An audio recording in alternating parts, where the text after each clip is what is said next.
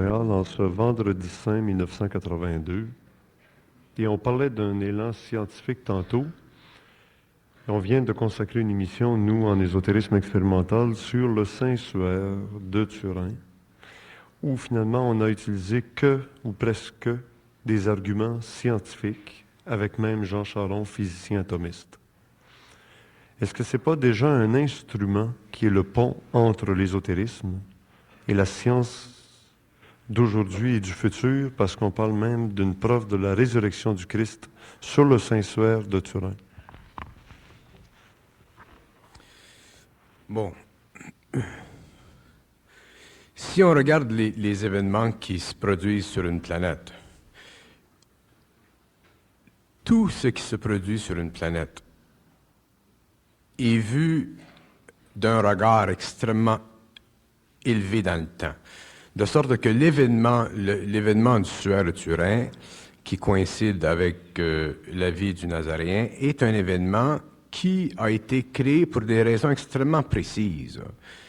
Et une de ces raisons, c'était pour permettre d'abord à la science de prendre connaissance de ses pouvoirs d'analyse et d'aller au bout de ces analyses et de vérifier avec ces méthodes un phénomène qui n'est pas explicable en dehors du fait qu'on est obligé éventuellement d'admettre qu'il n'y a pas eu de tâtonnage avec ça. Pour créer dans l'esprit scientifique, comme pour créer dans l'esprit spirituel des masses, une conscience que possiblement la vie est une condition d'énergie qui n'a rien à faire avec le biologisme ni la mort. Que la vie est transcendante, je n'aime pas le mot transcendant, mais que la vie est une expression de l'intelligence en dehors des lois de la mort et en dehors des lois du biologisme matériel. Et pour le scientiste, pour le scientifique, c'est important, dans un sens, d'approcher le phénomène du suaire et d'arriver à certaines conclusions qui, intérieurement, parce que le scientiste, c'est un homme qui peut vivre des expériences comme ça à deux niveaux. Il y a une partie de lui intérieure qui est spirituelle, qui est chrétienne ou quoi que ce soit, ou qui est spirituelle, en général. Et il y a une partie de lui qui est totalement cartésienne. Et l'expérience pour un scientiste qui est dédié à l'application de la méthode scientifique, mais aussi qui est un homme qui a des sentiments internes et qui a une philosophie interne, ça permet un rapprochement de la méthode scientifique pragmatique cartésienne avec son sentiment d'homme. Et ceci permet aux scientistes de peut-être reconnaître, selon le pouvoir de sa méthode sur son esprit, de peut-être reconnaître qu'il y a effectivement là quelque chose qui n'est pas explicable et qui est à la fois explicable si on tombe au niveau de l'explication de la radiation, mais qui n'est pas explicable en termes de phénomène normal chez l'homme. Et c'est la fonction du suaire de Turin. Alors, c'est un événement pour l'humanité qui est heureux, non pas parce que c'est un événement spirituel. Il peut être heureux en tant qu'événement spirituel pour des millions de personnes. Et ça, c'est très bon aussi. Mais c'est un événement qui est heureux sur le plan cosmique, sur le plan planétaire, parce qu'il découle. Il découle la vision froide de la science qui essaie d'observer un phénomène qu'elle ne peut pas reléguer, remettre aux archives. Elle est obligée de le contempler, le phénomène. Elle est obligée de se demander des questions précises et de tirer des conclusions qui sont diplomatiques, qui sont juste, mais qui laisse à l'esprit scientifique mondial la chance, l'ouverture, la porte, que peut-être le Suez est un phénomène réel qui s'est produit et qui n'a jamais été, le résultat d'une activité charlatanesque. Et je trouve que l'Église a été extrêmement diplomatique, délicate, intelligente dans la façon dont elle a présenté à la communauté scientifique ce soir. Alors déjà, l'Église, dans son fond intérieur, elle est satisfaite. La communauté scientifique est extrêmement intéressée. Et l'humanité est aussi rapprochée un peu du fait que peut-être, dans le passé, pour nous autres, c'est difficile aujourd'hui d'assumer que telle chose s'est produite comme ça, telle chose s'est produite comme ça, parce qu'on est rendu qu'on a l'esprit critique, et ça, c'est très bon. Mais au moins, ça donne une chance à l'humanité, à des millions d'hommes, de réaliser que peut-être, effectivement, il y a eu dans le passé un initié qui a réussi à dépasser les lois du biologisme, autrement dit de l'existence, et aussi à dépasser les lois de la mort. Alors ça nous rapporte à la fin du 20e siècle. Ça nous ramène dans un temps où déjà des gens dans le monde commencent à expliquer la différence entre le biologisme purement matériel, la mort, qui est purement l'extension du biologisme dans une autre dimension par suite de son arrêt, et la vie, qui est une condition totalement neuve, totalement non explorée par l'humanité, et totalement inconnue de la plupart des hommes qui vivent sur ce globe terrestre. Lorsqu'en fait, il y a des hommes dans d'autres parties de la galaxie qui la connaissent. Il y a une chose que je me rappelle, c'est qu'après la résurrection du Christ, il a rencontré une des saintes femmes, je pense que c'est Marie-Madeleine, et elle l'a vue, elle est allée rencontrer les apôtres en disant « Je l'ai vu, mais je ne lui ai pas touché parce qu'il m'a dit qu'il ne fallait pas que je le touche. » Et ça me rappelle les témoignages d'êtres qui se manifestent à des hommes et qui leur disent « Approche-moi pas, touche-moi pas ». Donc, cette vie qui survit à la vie biologique humaine... Ils ne veulent pas être, les êtres qui sont dans la vie ne veulent pas être touchés parce que leur corps est un corps éthérique. Il a la forme parfaite du corps physique, mais c'est un corps qui, si tu passes ta main à travers, il est totalement vide. Ce n'est pas un corps solide, c'est un corps éthérique. C'est un corps de vie. C'est ça la vie. Alors, en demeurant un peu à distance des êtres, ça permet à ces êtres-là d'être convaincus de la vie sans en comprendre tous les aspects que l'homme devait connaître au fur et à mesure que l'évolution se fait. Alors, la vie, c'est pour ça que je dis, la vie, ce n'est pas biologique, ce n'est pas nécessairement solide, et c'est une condition qui dépasse les lois de la mort, comme les lois du biologisme. Mais on est tellement attaché au biologisme qu'on a de difficultés à comprendre que la vie ne peut être vécue que lorsque l'homme a fait connexion, éventuellement, avec l'éther mental, qui est l'éther des mondes de l'intelligence où la vie est.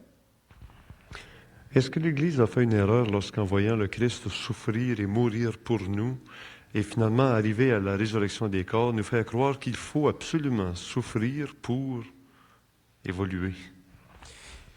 Écoutez, on peut pas en demander trop à l'Église. L'Église, c'est un corps d'hommes qui viennent des plans de la mort et qui viennent dans le plan de la vie pour une expérience et qui retournent au plan de la mort, et ainsi de suite. Alors, l'Église, les hommes de l'Église sont soumis aux mêmes lois planétaires que les hommes dans la rue.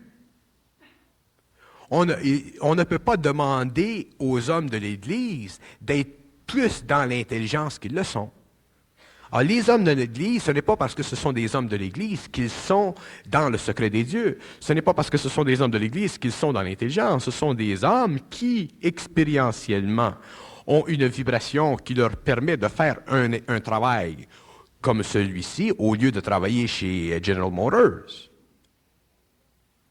Alors, on ne peut pas demander à l'Église trop. L'Église fait ce qu'elle peut et elle fait en plus ce qu'elle doit sans le savoir. L'Église fait ce qu'elle peut en relation avec l'expérience humaine, en relation avec l'inconscience de l'âme, mais elle fait ce qu'elle doit parce que le plan de l'Église fait partie du plan de vie de la planète Terre. Et un jour, l'Église telle que nous la connaissons aujourd'hui n'existera plus. Parce que ce qu'elle a fait dans le passé, qui coïncidait avec l'évolution et qui servait énormément à la création en Europe et éventuellement en Amérique, ainsi de suite, mais en Europe au début, de forces qui devaient créer le ciment pour lier ensemble différentes nations, pour créer le continentalisme européen, c'était essentiel. Ça faisait partie des lois cosmiques de l'évolution de la civilisation terrestre.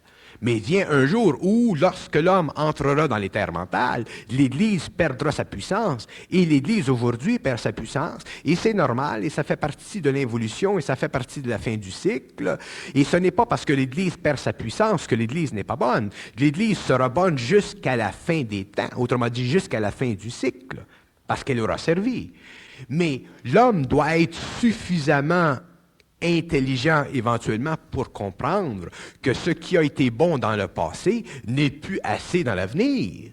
L'homme s'en va vers l'intelligence universelle, l'homme s'en va vers un stage de compréhension qui est tellement différent du stage ancien que toutes les conditions de la civilisation que nous connaissons seront dépassées par le fait même que les hommes seront dans cette nouvelle mutation. Tu ne peux pas demander à l'Église de fermer ses portes, comme tu ne peux pas demander à l'Église d'être plus puissante qu'elle l'était avant. Les conditions changent. Et l'homme, l'individu, d'ailleurs, c'est l'individu qui ferme petit à petit les portes de l'Église. Un individu sortir, ensuite un autre, puis ensuite un autre, puis ensuite... Ça se fait individuellement, ça. C'est pas quelqu'un qui est arrivé dans le monde ou quelqu'un qui a créé un mouvement dans le monde puis qui a dit « Ah, là, c'est assez, les gars, là, on sort. » C'est pas de même que ça s'est fait. Ça s'est fait individuellement. Peut-être qu'un jour, le curé t'a écœuré, fait que t'es sorti, puis un autre, c'est une autre affaire, puis un autre, c'est une autre affaire.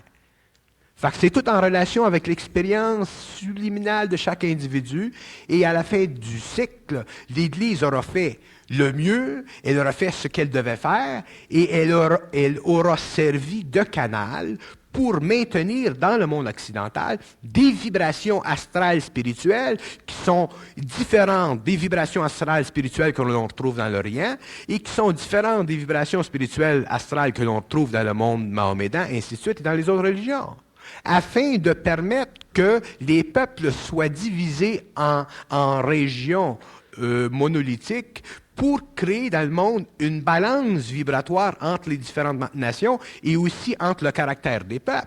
Tu ne peux pas demander à un Japonais d'être catholique comme un catholique de Shawinigan peut l'être. Tu ne peux pas demander à un type au Tibet d'être catholique comme un gars de l'Amérique du Sud. Alors la religion, les religions, leurs facettes, leurs caractéristiques, leur nature conviennent aux peuples, aux nations, aux régions, et c'est de même que ça marche. Alors, si on demande à Bernard, est-ce qu'il faut souffrir pour évoluer? Ça, c'est une question intéressante. Je l'aime, celle-là, puis les gens ne l'aiment jamais, celle-là. Les gens n'aiment jamais mes réponses, celle-là. Il y a deux sortes de souffrances sur la Terre. L'homme souffre inconsciemment. Ce qu'on appelle les souffrances qu'on connaît quand on est inconscient. Ça, c'est des souffrances. Ce sont des souffrances expérientielles, puis on les souffre, ces souffrances-là, puis ça sert à l'âme. Ça ne sert pas à l'individu, ça sert à l'âme. Bon.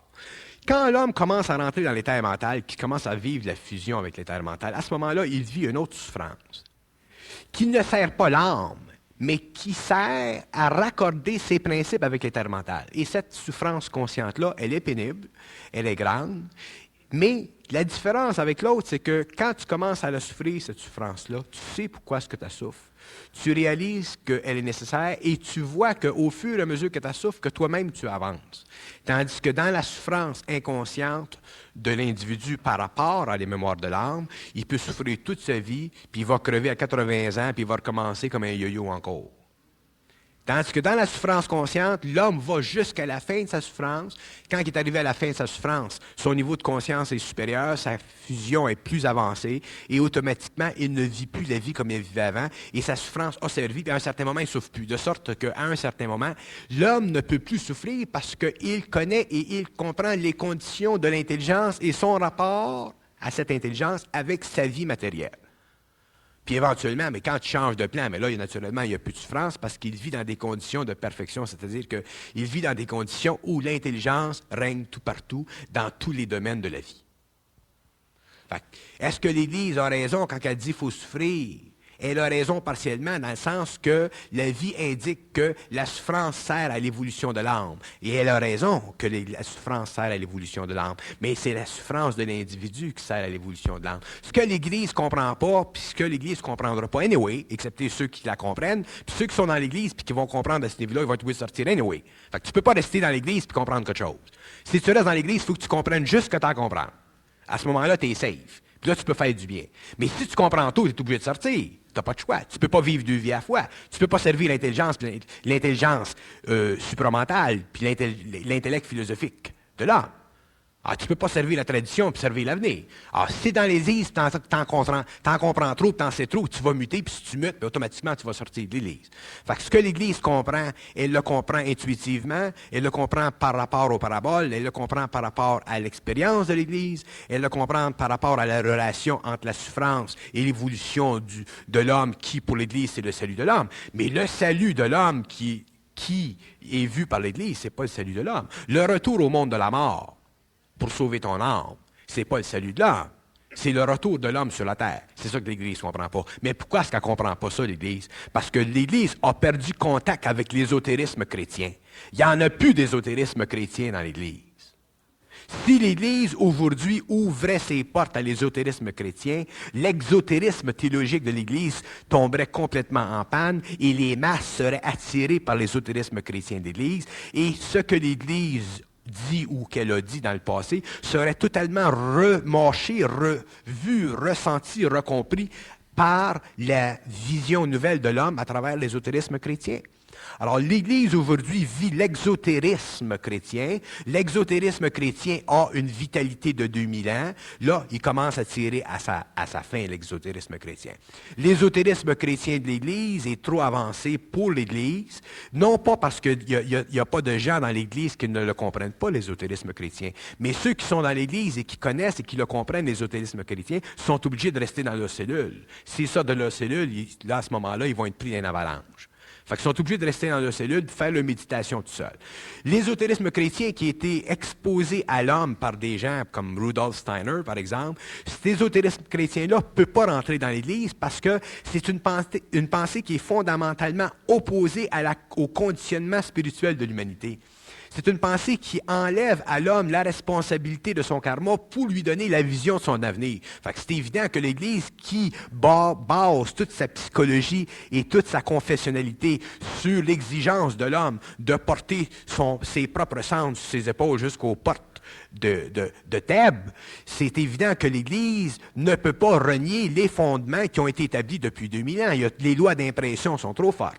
Fait que l'Église est obligée de continuer à jouer sa partie de carte comme elle a toujours joué, avec l'expérience spirituelle, qu'elle va gagner la partie de poker. Mais il se produit quelque chose dans l'Église aujourd'hui. C'est qu'aujourd'hui, il transpire dans le monde des prophéties, les prophéties de Malachie, les prophéties de Nostradamus, et ainsi de suite. Fait que quand un gars, d'ailleurs, qui a fait partie de l'Église, puis qui a commencé à parler, qui a parlé de l'avenir des siècles, et qui commence à dire tel pape, il va crever telle année, l'autre pape, il va se faire tirer une balle, l'autre pape, il va être trouvé avec une guidonne, l'autre pape, il va arriver tout ça d'affaires. Tout d'un coup, tu regardes les nouvelles, puis ça se produit. Là, les gens commencent à se dire qu'est-ce qui se passe. Puis là, l'Église n'est pas folle. L'Église, elle check ça. Regardons ça, c'est intéressant. Regardons ça, c'est intéressant. Fait que là, quand les types dans l'Église commencent à regarder ça, là, ils prennent un stand, puis ils la mettent par sa tête, puis ils s'en vont dans la cellule, puis là, ils checkent ça, puis ils lisent ça tout seul. Puis là, ils trouvent ça intéressant. Puis là, ils s'ésotérisent.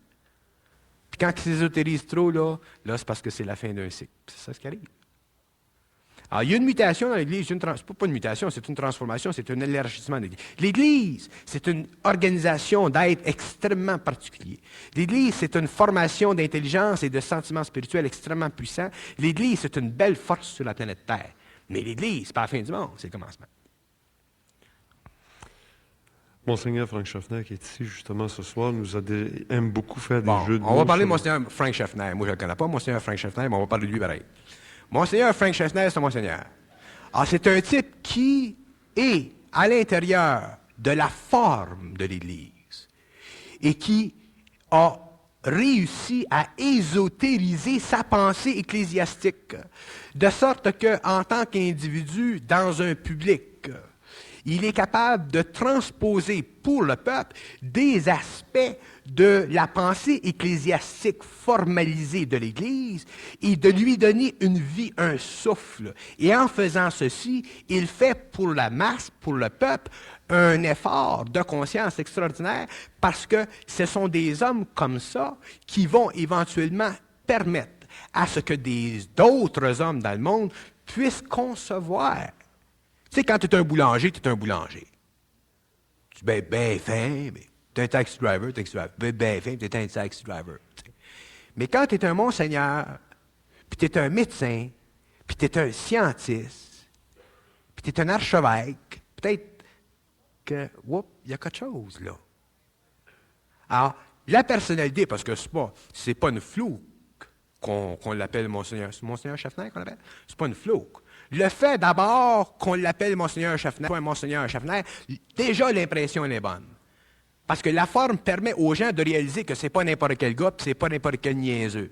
Fait que s'il y a quelque chose à dire, cet homme-là, ce qu'il dit doit certainement avoir une connotation avec un aspect du réel en lui qu'il convient de comprendre selon sa propre intelligence. Moi, si j'étais avec Monseigneur Schaffner chez nous, on pourrait parler, on pourrait voir, puis développer. Mais moi, je ne le connais pas, Monseigneur Schaffner, je le connais dans ma tête, de même, je parle de lui de même.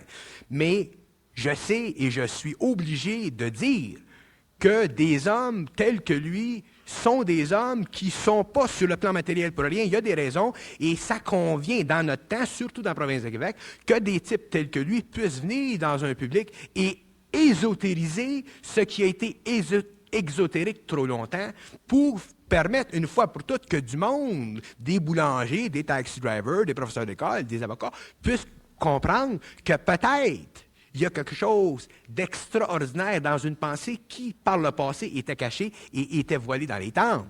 Parce que c'est le temps aujourd'hui que ça sorte. Fait que Monseigneur Schaffner, je ne le connais pas, mais je sais par vibration que c'est un type qui a un travail à faire dans le monde et qui le fait bien, jusqu'ici en tout cas, il n'a pas fait de gaffe. Et que ce travail-là, il est essentiel, et tant que cet homme-là sera dans la conscience de son intelligence et qu'il prendra conscience de l'importance de l'intelligence dans sa vision des choses et qu'il ne laissera pas son ego faire interférence avec sa présence à ce moment-là, cet homme-là ne peut pas ne pas faire du bien, ne peut pas ne pas apporter à l'homme quelque chose et ne peut pas travailler dans le même sens que je travaille. C'est impossible.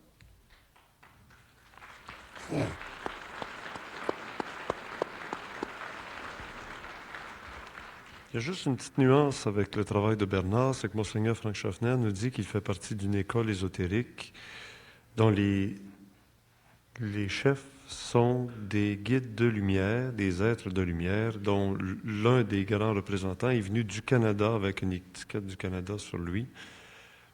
C'est pas dans le sens de Bernard qui nous dit ça passe pas par des écoles, maintenant ça va venir direct dans la tête de chacun. L'intelligence passe directement. Il n'y a pas un piège dans lequel lui ou d'autres peuvent tomber en étant dans une école. Il faut comprendre le mot école. D'abord, le mot école, dans l'univers, il y a des écoles. Sur les autres plans, il y a des écoles. Là où les écoles cessent d'exister, c'est dans le monde de l'intelligence. Dans les mondes de l'intelligence, il n'y a pas d'école. Mais dans les mondes de l'évolution, il y a des écoles, et dans ces écoles-là, il y a des êtres qui sont très évolués et qui servent à représenter pour l'homme, à travers son écran mental ou à travers son expérience astrale, des aspects d'un réel que lui doit vivre selon sa relation vibratoire avec ces êtres-là. Alors, ce sont des écoles. Il y a des écoles visibles, il y a des écoles invisibles. Ce que je dis, c'est que quand l'homme sera dans son éther mental, l'homme n'appartiendra plus à des écoles, mais il créera des écoles nouvelles. pour les hommes qui viennent après. Il y aura toujours des écoles. Il y aura des écoles sur la terre tant que l'homme ne sera pas arrivé au stage de l'homme-esprit. À ce moment-là, il n'y aura plus d'école parce que l'homme sera dans le mental. Alors, il n'y a pas d'école.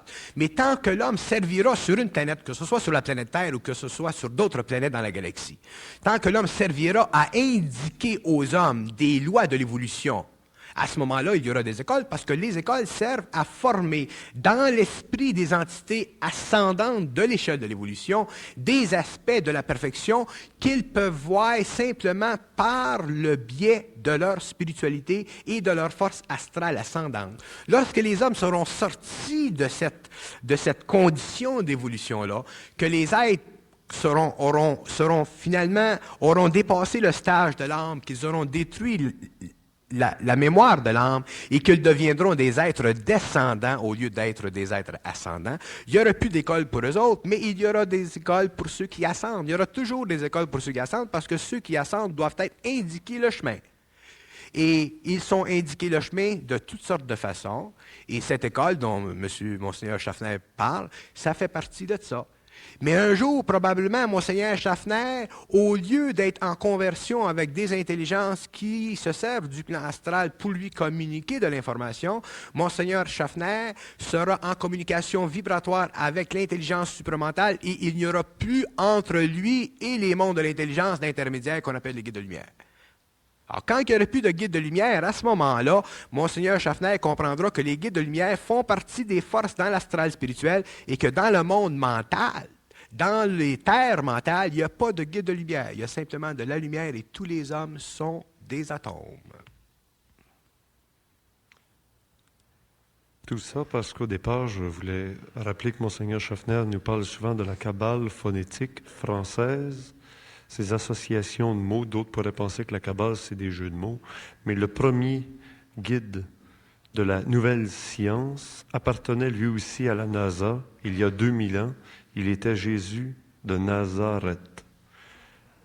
Qu'est-ce que c'est ça, c'est? Là.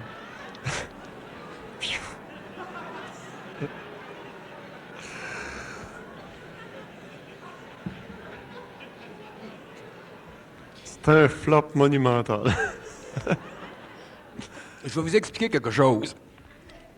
C'est comme ça que les gens de bonne volonté font des erreurs.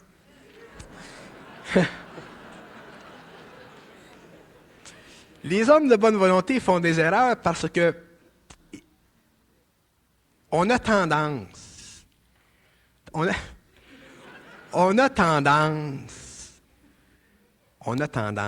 à chercher. Et en cherchant, puis en essayant de chercher, on a tendance à se servir de tous les outils qui sont à notre disposition. Et le plus puissant, c'est l'association. Et c'est très dangereux, l'association, parce que l'association fait partie des mécanismes de l'intelligence humaine qui sont conditionnés par l'émotion de l'homme pour lui donner la certitude ou un brin de certitude que quelque chose peut possiblement exister afin de renforcer sa foi. L'association, ça mène toujours à la foi. L'homme doit sortir totalement de la foi, c'est-à-dire que l'homme doit rentrer dans l'intelligence. Quand tu es dans l'intelligence, tu n'as plus besoin de foi. Ça ne veut pas dire que c'est pas bon, la foi. C'est comme les écoles de Monseigneur Schaffner puis les guides de lumière de Monseigneur Schaffner. Tous les hommes, il y a bien du monde dans le monde qui ont des guides de lumière. C'est pas que ces guides de lumière-là sont pas réels. Ils sont réels. Ce que je dis, c'est que l'homme, l'individu, éventuellement, doit en arriver à développer son identité. Et lorsqu'il a développé son identité, il n'a plus besoin de guide de lumière parce que leur job est fini. Quand leur job est fini au guide de lumière, l'individu, l'homme, est automatiquement rendu au point où il est capable d'assumer la tâche de son intelligence. Alors, il n'y a plus besoin à ce moment-là de guide de lumière pour le guider. Il est dans la maturité de son mental et il va là où il veut et là où il doit parce que tout ce qu'il fait est en relation vibratoire avec l'intelligence et que cette intelligence, elle est communicante, elle est connectée, elle est fusionnée avec ses principes inférieurs. Fait que tu n'as plus besoin de guide. Un jour, il faut qu'on arrête d'être téléguidé. Alors, c'est bon qu'on soit téléguidé, puis on a été téléguidé pendant bien longtemps, puis c'est très bon, mais vient le temps, dans la nouvelle évolution, où on ne sera plus téléguidé, et c'est pour ça que je dis souvent, viendra le jour où le monde de la mort, les êtres qui sont dans le monde, dans les morts, à tous les niveaux, seront obligés de s'incarner dans la matière pour spiritualiser, autrement dit, élever la vibration du corps matériel pour l'immortaliser. À ce moment-là, des morts, il n'y en aura plus. Il n'y aura plus de biologisme de vie, autrement dit, de vie existentielle. Il y aura simplement de la vie. Tantôt, vous nous disiez, il y a des parallèles qu'on fait, là, comme dans la Kabbale, mais le Christ a utilisé, lui, surtout la parabole. Mais oui, mais écoute, le Christ il parlait il y a 2000 ans, puis il parlait des sans-dessins. Il parlait des hommes qui n'étaient pas arrivés au niveau de la révolution, puis il parlait dans un temps où ce qu'il disait convenait pour créer ce qui est venu plus tard. Mais la fonction du Christ, puis pourquoi est-ce que le Christ est venu pour la terre? Pourquoi est-ce qu'il est venu sur la terre, le Christ? C'est pas ce qu'il a dit aux apôtres. Pour comprendre pourquoi le Christ est venu ici, il faut toujours bien avoir de l'intelligence. Si on a rien que des sentiments spirituels, on ne peut pas comprendre pourquoi est-ce qu'il est venu ici. On va voir pourquoi est-ce qu'il est venu ici, puis on va être content pourquoi est-ce qu'il est venu ici, mais le point n'est pas là. Le Christ est venu ici pour que les circuits universels soient ouverts, pour qu'éventuellement, là, comme le Christ vient sur une planète, tout chambarde, tout chambre. Parce que à cause des forces vibratoires dans les éthers qui travaillent en relation avec l'homme. Alors, il y a eu une religion de formée. Il y a eu un principe d'amour d'expliquer, de développer sa planète Terre pour trancher complètement le lien entre le passé de la juiverie et la nouveauté de la juiverie. parce que les Juifs, dans le passé, c'était œil pour œil, dent pour dent. Quand il est venu, ça a coupé ça. Mais le choc était tellement grand que lui, il s'est fait zigouiller, mais les quelques-uns qui ont compris le message sont continués, eux autres. Ça formait la chrétienté. Mais la raison fondamentale pourquoi le Christ est venu sur la terre, c'était pour créer une effusion. C'était pour descendre dans les plans les plus inférieurs cette conscience à travers le corps matériel d'un homme, pour que, éventuellement, les circuits universels soient ouverts. Si cet esprit, cette conscience, cette intelligence n'était jamais descendue à travers les éthers, on n'aurait jamais pu communiquer avec l'intelligence parce que le plan astral est trop dense. On aurait été coincé. Et l'évolution qui vient après la fin du cycle n'aura pas été possible, de sorte que l'amour n'aura jamais été compris sur la Terre. Parce que l'amour, c'est pas sur la Terre que l'homme va comprendre qu'est-ce que c'est l'amour. C'est pas dans son biologisme que l'homme comprendra l'amour. L'amour, ça ne se comprend pas plus que l'intelligence et la volonté cosmique. La volonté cosmique, l'intelligence et l'amour sont des principes universels qui font partie de l'autre dimension de l'homme. Ça fait partie du surhomme dans l'homme. Et ça sera compris de l'homme lorsque l'homme, de par sa volonté et son intelligence, aura détruit la mémoire de l'âme et qui aura entré dans l'éther. Et à ce moment-là, il se servira de l'amour, qui est un principe d'énergie, pour construire les formes d'un univers nouveau, d'une nouvelle civilisation. L'amour, ça ne sera jamais vécu sur la planète Terre. C'est pas fait pour la planète Terre, l'amour. Le sentiment de l'amour est fait pour la planète Terre. L'intellect est fait pour la planète Terre. La volonté subjective est faite pour la planète Terre. Mais pas la volonté cosmique. La volonté cosmique, puis l'intelligence cosmique, puis l'amour cosmique, ça ne fait pas partie de ce qu'on appelle la volonté, l'amour et l'intelligence, nous autres. C'est une dégradation de cette énergie-là qu'on vit, nous autres, au niveau du mental et de l'émotionnel. Quand l'homme sera en fusion avec l'énergie de ces plans-là, là, à ce moment-là, il vivra d'amour cosmique, ce ne sera pas l'amour humain sentimental, il vivra d'intelligence cosmique, ce ne sera pas l'intellect de l'homme, il vivra de volonté cosmique, ce ne sera pas la petite volonté qui est basée sur son corps de désir quand tu vas en Floride, il va. C'est ça que l'homme doit comprendre. Alors, l'amour que le Christ a parlé, c'était pour créer dans l'humanité occidentale une philosophie de vie qui coïncide avec le tempérament des Occidentaux, comme en Orient, tu as une autre philosophie de vie qui coïncide avec le tempérament des Orientaux, et comme dans les pays d'Arabie, tu as une autre mentalité qui coïncide avec un autre peuple. Alors, l'amour, ça a été pour l'Occident, puis en Orient, c'était d'autres choses, puis en Arabie, c'était d'autres choses. Mais le principe cosmique de l'amour et la volonté et l'intelligence cosmique, ça sera connu dans l'éthérique. En attendant, buvez du coke puis attendez. Puis c'est au Québec qu'on a un gars comme Bernard de Montréal qui parle d'une nouvelle façon de toutes ces choses-là. Je ne parle pas d'une nouvelle façon de toutes ces choses-là, c'est parce que ces choses-là n'ont jamais été expliquées à personne. Fait que c'est évident que si ça n'a jamais été expliqué à personne, puis ça commence à l'être, puis ça apparaît à nouveau, mais c'est pas nouveau, c'est du vieux. Parce que tout est su, tout est connu, tout est là. C'est une nouvelle façon seulement, mais de toutes ces choses-là. C'est expliqué d'une façon différente, c'est expliqué sans émotion et sans intellect. Fait qu'automatiquement, ça a l'air neuf, puis ça chambranle tout le monde, mais il n'y a rien là. C'est bien normal. Vous nous parlez souvent de la fin du cycle, La fin du cycle. Pour bientôt. Et puis, non, c'est pas moi qui parle pour bientôt, c'est vous autres, ça, qui mettez du bientôt là-dedans. Ah, c'est pas moi, ça. Moi, j'en mets pas de bientôt, puis je mets pas de date. Non. Alors, si on a parlé de la fin de l'Église... La fin du cycle. Bon. Alors, donnons pas de date, puis il n'est pas question de vous demander de date, mais ça me fait penser que le Christ, qui est ressuscité d'entre les morts avec une énergie de lumière, me rappelle l'énergie de lumière des bombes atomiques. Il y a un parallèle qui me paraît assez simpliste, là, mais assez facile à faire. Tu en fais toutes sortes de parallèles. Tu fonctionnes en parallèle. Tu fonctionnes en parallèle. Tu peux pas fonctionner en parallèle. Voyons, qu'est-ce que tu fais là? Les orientaux disent que tout est cyclique. Il y a peut-être une pensée orientale qui voit que les choses ne sont qu'un perpétuel recommencement. Oui, ils ont raison, les orientaux, quand ils disent que tout est cyclique. Ça, c'est vrai que tout est cyclique. Mais le cycle, la nature du cycle change. Mais tout est cyclique. Et tout va être cyclique tant que l'homme ne sera pas rendu homme-esprit, puis ensuite des cycles aussi limités qu'on a connus, il y en aura plus, il y en aura d'autres plus longs. Mais effectivement, les choses sont cycliques. Ils ont raison. Quand vous nous rappelez qu'Albert Einstein a découvert une formule qui venait de la science, et la science qui est une science des morts, si on veut, là, de la mort, finalement va amener l'humanité à la fin du cycle, comme vous nous l'avez dit dans la première cassette tantôt, là, la première heure. Donc, il me paraît évident qu'il y a un jeu qui se prépare, un jeu dans lequel même Albert Einstein a amené l'homme à réaliser l'explosion atomique. Donc, tout ça, ça se relie encore une fois. Ça se tient tout. Ça se Ça se tient tout. Ça se tient tout. C'est pour ça que je dis aux gens, les gens parlent des prophéties, petit patata, que les gens s'énervent des prophéties. Les gens ne devraient pas s'énerver des prophéties parce que ce que l'homme a besoin, c'est d'être conscient. Autrement dit, d'être dans son intelligence. Quand l'homme sera dans son intelligence, il sera guidé par l'intelligence.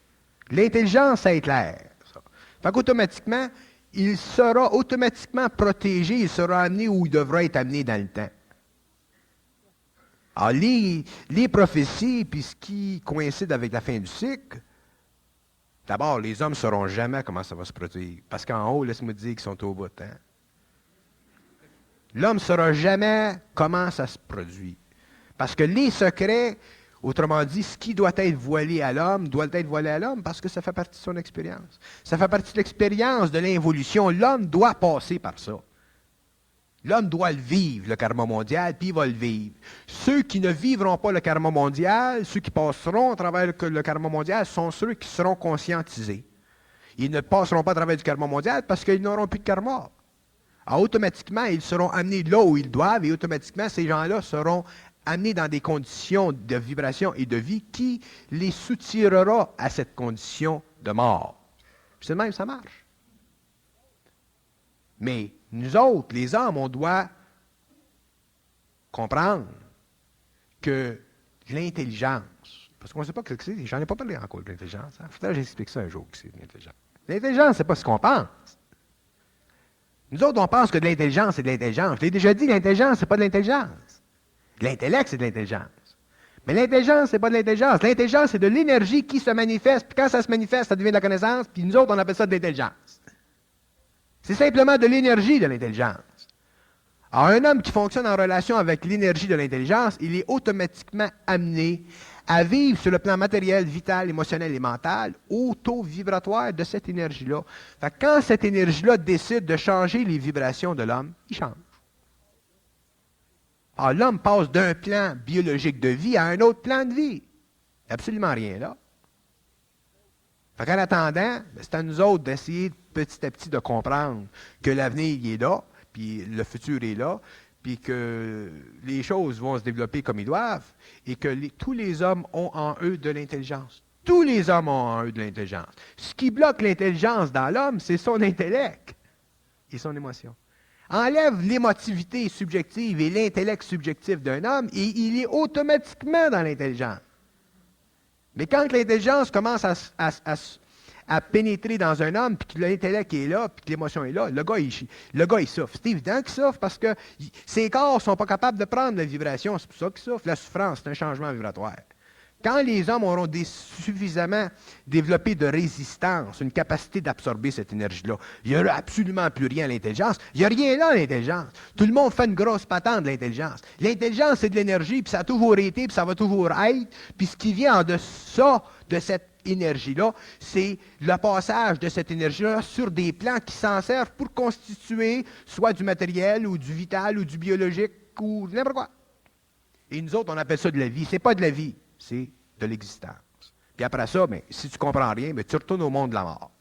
Fait que nous autres, on est prisonniers de l'espace jusqu'à temps qu'on se réveille, puis les morts sont prisonniers du temps jusqu'à temps qu'ils descendent ici. C'est même ça marche. Parle à des morts. Il y en a qui parlent avec des morts. Parlez-leur avec des morts. Demandez-leur si c'est vrai ce que je dis. Ils vont vous le dire. Ils ne peuvent pas s'assister avec moi, j'ai tout raison.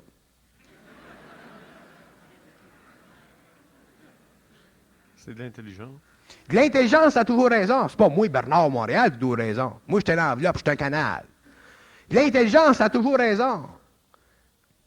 Mais on ne sait pas qu'est-ce que c'est de l'intelligence. Fait que les erreurs, les gens font l'erreur de penser que c'est moi qui dis que j'ai toujours raison. C'est pas moi qui dis que j'ai toujours raison. Moi, j'existe pas, moi. Fait que le moi, là, ce qui est moi, ce qui est ici, le moi. Ah. Quand les gens comprendront ça, bien, ils comprendront qu'est-ce que c'est de l'intelligence. Puis tous les hommes en ont là-dessus. Pourquoi que la fin du cycle doit être provoquée par des êtres intelligents? La fin du cycle n'est pas provoquée par des êtres intelligents. La fin du cycle, elle est sue parfaitement. Mais ce sont les conditions de l'involution qui créent la fin du cycle. Le karma, ce qu'on appelle la mémoire de l'évolution, la mémoire expérientielle de l'humanité qui crée la fin du cycle. Parce que, écoute bien ça, tu vas rire. Nous autres, là, on a tendance à mettre de l'importance sur la vie biologique. Parce qu'on est des hommes. On est dans l'inconscience de la vie, fait qu'automatiquement, on met de l'importance à la vie biologique. Mais dans les mondes d'intelligence, un de plus, un de moins, ça ne change rien pour eux autres. Le seul problème, c'est que quand il y a des guerres, ça fait bien du travail de l'autre bord. Eux autres sont occupés de l'autre bord. Mais que la planète disparaisse à l'unité près, ça ne dérange rien. Parce que ça va continuer l'évolution anyway. Ça va continuer. Dans le passé, c'était la même chose. Il y a eu Noé, là, puis il y en a eu d'autres. Quand il y en avait quelques-uns là, qui pouvaient être un petit peu plus conscients, mais ils pouvaient charrier tout le reste de la gang, ils s'en vont dans le monde des morts anyway, ils vont revenir anyway. Fait qu'ils ne perdent rien. Le corps matériel, c'est pas grave, parce que le corps matériel, il est construit à partir des autres plans. Le corps matériel, le corps vital, c'est tout construit à partir des autres. On pense, là, c'est construit ici, c'est pas construit ici. C'est d'homme, mais de la vie d'une tomate, toi, quand il n'y a pas de vie dedans. La vie, elle vient d'autre bord, elle vient pas d'ici. Fait qu'inquiète pas pour les mortels. Il y en aura toujours assez de mortels. Seulement, il vient un temps à la fin d'un cycle où c'est le temps qu'il y a un changement dans l'évolution. C'est le temps où que l'intelligence doit primer sur l'absence d'intelligence. Même s'il est bien éduqué, l'absence d'intelligence, c'est l'absence d'intelligence. Pareil. Comment tu as 4 doctorats, si t'es un niaiseux, t'es un niaiseux. On a dit? Fait que l'intelligence cosmique doit primer sur l'intelligence planétaire. Ça, c'est la fin d'un cycle. Ah, les Lémuriens ont passé, les Atlantes ont passé, les races indo-européennes ont passé. Nous autres, on est la fin de ça, la sous-race, la 5e sous-race. Puis là, il y a une 6e qui s'en vient, puis elle aussi, elle va passer, puis ensuite, il va en avoir une 7e, puis elle aussi, elle va passer. Puis ça, c'est les lois cosmiques.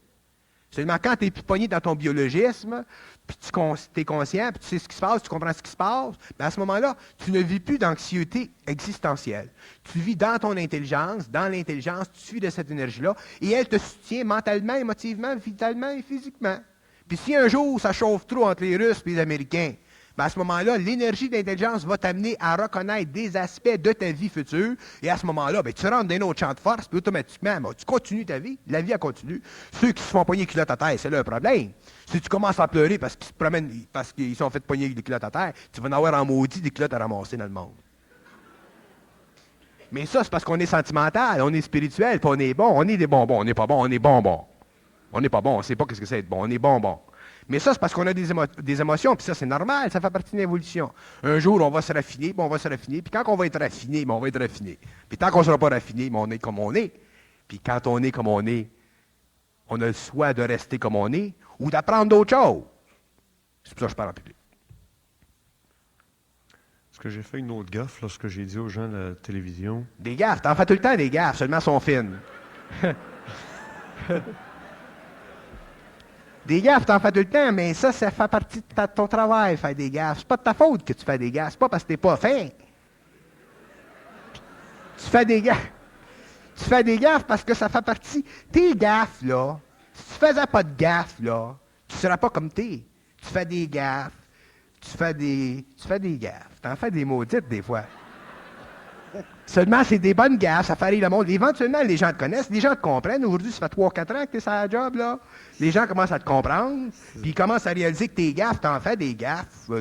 Comment tu appelles ça, Nazareth, la NASA? Ça, c'est des gaffes monumentales. Si tu étais dans l'intelligence, tu pourras pas parler de même. Mais c'est des gaffes qui font rire le monde, c'est le fun. Ben, si les gens se prennent au sérieux et qu'ils pensent que le Nazarien, il travaillait pour la NASA, ben là, eux autres sont dans la gaffe.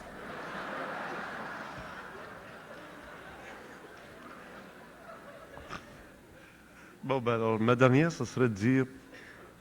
Il faut que tu fasses attention quand tu fais des gaffes de même. Mais ça vient avec le temps. Tu peux pas être plus réceptif à ton intelligence que dans le temps. Ça vient graduellement, ça. Tu as changé depuis 3-4 ans. Tu n'es pas comme tu étais avant.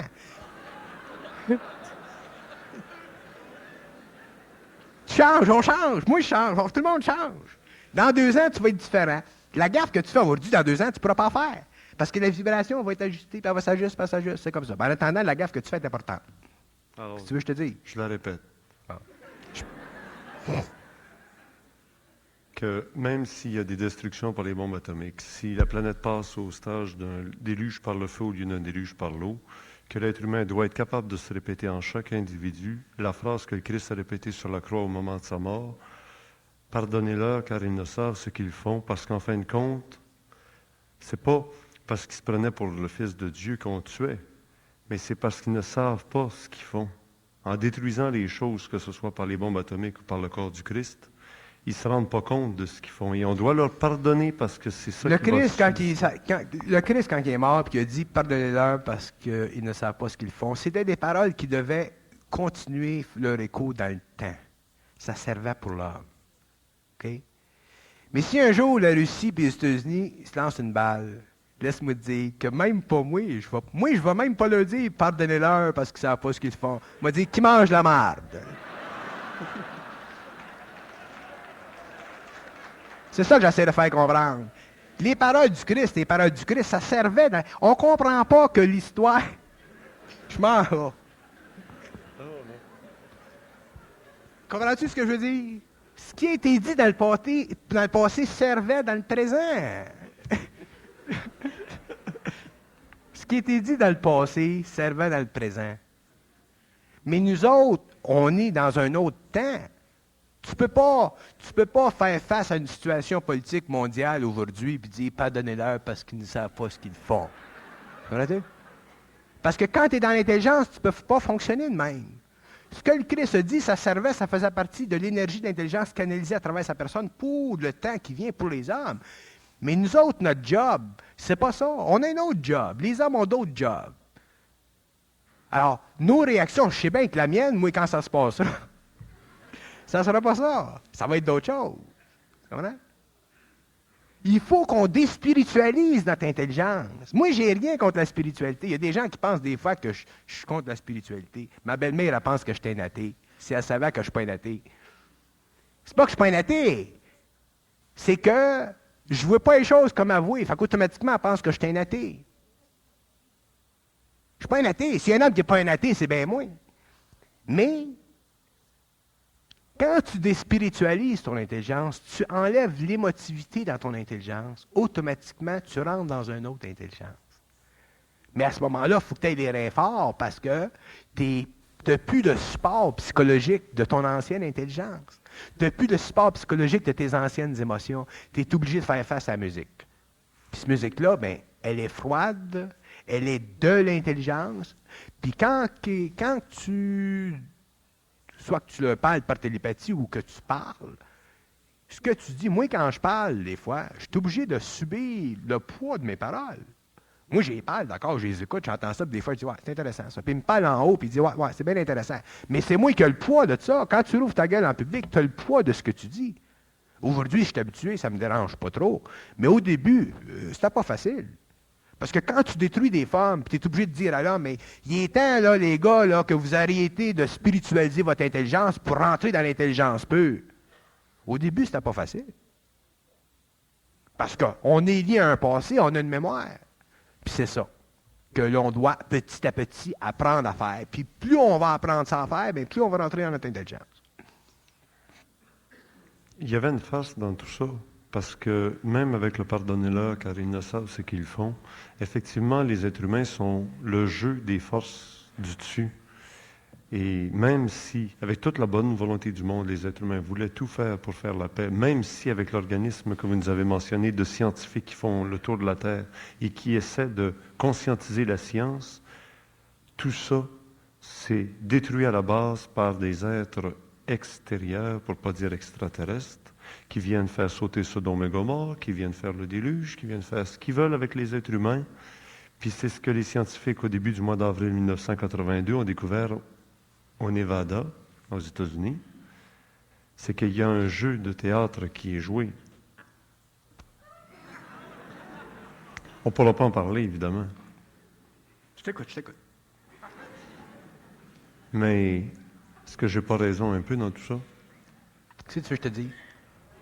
Je voulais que tu me dises, Bernard de Montréal, avec tous ces beaux discours sur le supramental, sur l'évolution de l'être humain dans son intelligence, avec la grande intelligence lumineuse, C'est faire de lumière là-dedans. Il n'y a pas de lumière c'est là-dedans. tellement éblouissant qu'on en devient aveugle, que devant tout ça, on ne se rend pas compte qu'on est des marionnettes et qu'on fait le plaisir de ce que d'autres appelaient autrefois les dieux. Ah oui, qu'est-ce que tu veux? C'est ça que je chante depuis des années de temps. On est des yo-yo, puis les autres, ils tiennent la corde. Puis nous autres, on monte, puis on descend, puis on monte, puis on descend. Quand tu montes, quand tu meurs. Quand tu descends, tu viens sur la terre. Puis tu meurs, puis tu viens sur la terre. Puis tu meurs, puis tu viens sur la terre. Moi, j'essaie de te faire comprendre comment couper la corde. Puis personne ne veut se servir des ciseaux. C'est ça. Qu'est-ce que je te dise? On est des yo-yo. Mais c'était nécessaire qu'on devienne des yo-yo. Mais là, il y a yo-yo puis yo-yo. Là, on est rendu tellement yo-yo qu'on n'est plus capable de le voir qu'on est yo-yo. Il est temps qu'on commence à... Tu sais, c'est correct un yo-yo. Mais quand un yo-yo devient intelligent, mais là, il change de forme. Puis il faut que les hommes commencent à réaliser qu'ils ont été des yo-yo, puis que c'était des bons yo-yo, puis c'était des beaux yo-yo, puis c'était nécessaire qu'ils montent puis qu'ils descendent. Mais là, c'est temps que l'homme commence à comprendre qu'il doit changer de peau. Il doit cesser d'être un yo-yo. Puis c'est ça, la nouvelle évolution. Puis c'est ça que j'essaie d'expliquer de toutes sortes de façons. C'est ça que j'essaie d'expliquer de toutes sortes de façons. Mais qu'est-ce qui ne dit pas qu'on n'est pas le produit tout simplement d'une science avancée extraterrestre? Oh, bien, quand je t'expliquerai qu'est-ce que c'est l'origine de l'homme, pourquoi est-ce que l'homme est sur la Terre, là, c'est un autre manche, mais je ne vais pas rentrer là-dedans.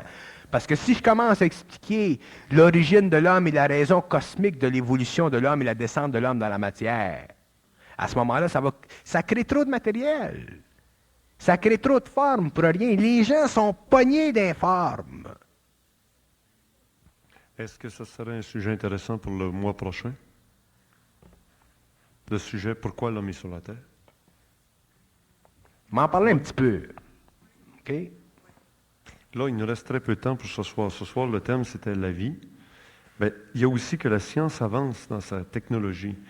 Et on se demande si, finalement, les extraterrestres ou les scientifiques d'un autre niveau ne sont pas déjà capables de jouer sur notre longévité, de nous donner 125 ans de longévité ou 300 ans ou rien que 50 ans. C'est pas les extraterrestres. Lâche-moi donc que les extraterrestres. Les extraterrestres, penses-tu que les extraterrestres peuvent faire ce qu'ils veulent sur la planète Terre? Les extraterrestres sont régis par l'intelligence. Ils peuvent pas faire ce qu'ils veulent.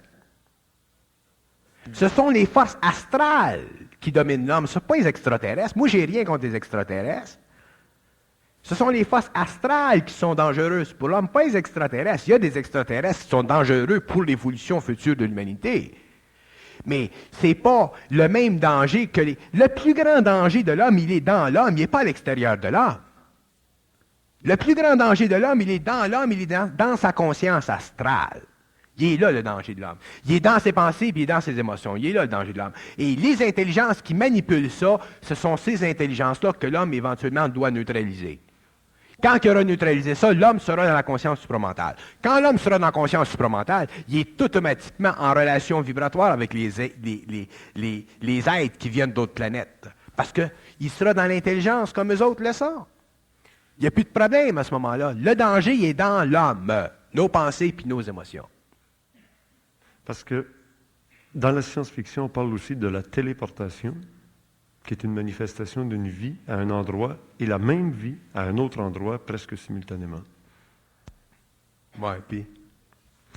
Puis dans les clés, La téléportation, l'homme n'est pas prêt à aller. La téléportation, ça va venir sur la Terre quand la science universelle va être implantée sur la Terre. Puis la téléportation, les moyens de téléportation, ça va être un des premiers systèmes qui vont être créés pour l'homme, par l'homme, en relation avec l'aide extraterrestre, et que ça va être donné à toutes les nations du globe. Il n'y aura pas de conflit. Mais l'homme n'est pas prêt à travailler avec la science cosmique parce que l'homme, à cause de son attitude psychologique, à cause du fait qu'il ne voit pas à l'extérieur de lui-même, à cause du fait qu'il n'est pas conscient qu'il y a des mondes invisibles, des mondes parallèles, qu'il y a des gouvernements invisibles, qu'il y a des gouvernements parallèles, l'homme automatiquement se servirait de ces choses-là pour sa puissance nationale. Les Russes en premier, puis les Américains en deuxième, puis les Chinois en troisième, puis les Français, puis les Américains. Ça marche de même. Les hommes sont assoiffés de pouvoir. Puis c'est normal, parce qu'ils ne voient pas d'autre chose. Alors, quand la fin du cycle viendra, que l'homme entrera en contact avec des intelligences supérieures, puis quand l'homme sera, je ne veux pas en parler trop, là, mais quand l'homme sera au niveau des gouvernements, en présence permanente avec des hommes planétaires, terrestres, immortalisés, faisant partie du gouvernement invisible, c'est à ce moment-là que les gouvernements ne pourront plus faire ce qu'ils veulent. Parce qu'éventuellement, les gouvernements ne pourront plus faire ce qu'ils veulent. Parce qu'éventuellement, les hommes qui font partie du collège, pas du collège invisible, mais qui font partie de l'invisible, qui font partie de cette conscience supramentale, mais qui viennent d'une autre planète et qui ont une régence sur la Terre, ce sont ces gens-là, ces hommes-là, qui sont dans un autre Terre, qui contrôleront et qui dirigeront l'évolution de la sixième race. Et ces hommes-là seront en contact permanent et à volonté avec les chefs des gouvernements. Alors, les nations ne pourront plus aller en guerre. Les nations ne vont pas cesser d'aller en guerre après la fin du cycle parce qu'ils auront eu de la bonne volonté. Ils vont cesser d'aller en guerre après la fin du cycle parce qu'il y aura des aides qui pourront se matérialiser dans leurs bureaux puis dans les chambres corporatives pour leur dire, écoute, c'est de même que ça marche, puis si ça ne marche pas de même, on zigouille. C'est de même que ça va marcher.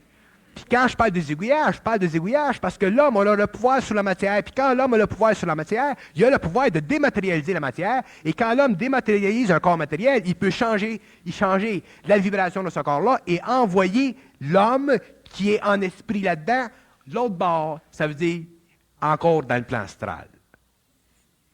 C'est pour ça que après la fin du cycle, il n'y aura plus de guerre sur la Terre. Pas parce que les hommes auront une bonne volonté, mais parce qu'il y aura sur la Terre la présence de la lumière, la présence de l'intelligence. Et pour la première fois, depuis le début de l'évolution humaine jusqu'à aujourd'hui, à l'échelle mondiale, il sera donné à l'homme, à qui veut voir, puis laisse-moi dire qu'il va avoir les yeux grands, à qui veut voir, il sera donné à l'homme la capacité de reconnaître une fois pour toutes, sans faille et sans doute, et sans ambiguïté, qu'il y a effectivement sur la Terre un gouvernement invisible, puis c'est lui qui rend le show.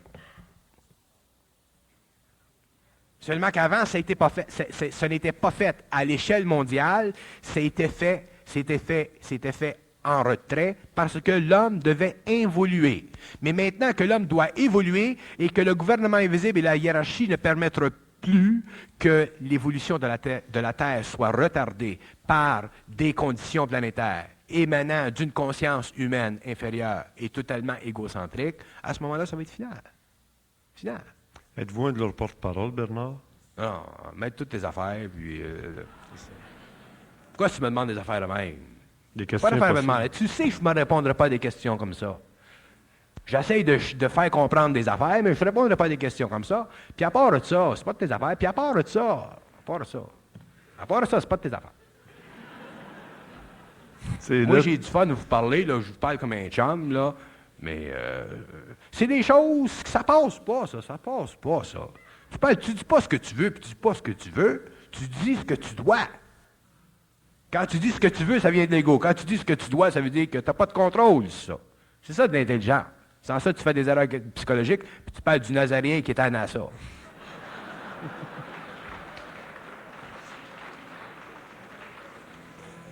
Alors, c'est là-dessus qu'on va se quitter avec Bernard ce soir, le mois prochain.